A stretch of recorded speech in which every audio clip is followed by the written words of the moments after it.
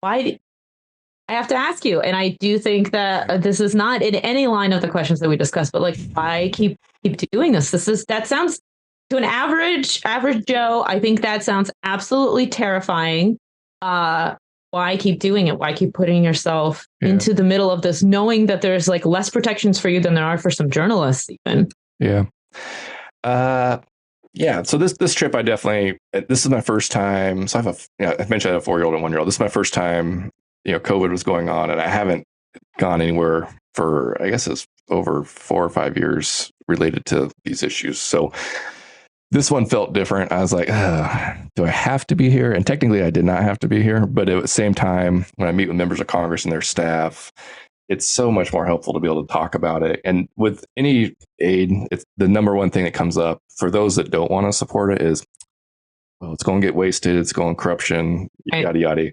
Sometimes there's a hint of truth that usually it's just the excuse not to be doing anything. So for me, it was very helpful to be on the ground and we can meet with these staffers and leaders who aren't on the ground, who aren't going there, and being like, well, everything I saw looked good and everything I did see looked great. I was quite impressed. So that's pretty helpful and powerful. And then it just gives me better eyes on what we're doing as an organization too, because we're very much at the political level, but the end result is what's going on the ground. So it can be easy to disconnect with what we're doing if I'm just spending all my time, doing meetings and emailing and all that. Yeah. Yes. So it's kind of helpful being on the ground. As a way of saying, though, having kids is a game changer. I'm like, ugh, I was just. Oh yeah, you really don't want to leave a planet on fire in every sense of the word to your kids. I made videos for them before I left that put on zip drive for my wife if something happens to me and make sure they watch this and all that stuff. So there was a lot of with trips. There's a lot of preparation of like, okay, what happens? You just start thinking about stuff more. So it's long-winded way of saying it's definitely a lot harder being a dad now than it was when I was like carefree and like, this will be worst case scenario, it'll be an adventure and see what happens. So yeah, there's a lot more at stake. There's a lot more at stake both to go and to not go. It sounds like.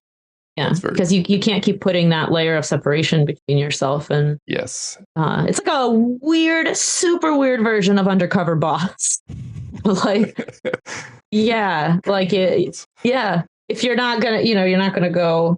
You're not the CEO of. I'm trying to remember. I think there was like the Chipotle CEO. The stakes are a lot different. You're not working on like, are the people on the front line able to do their jobs well. You're literally making sure that what you are creating is making an impact.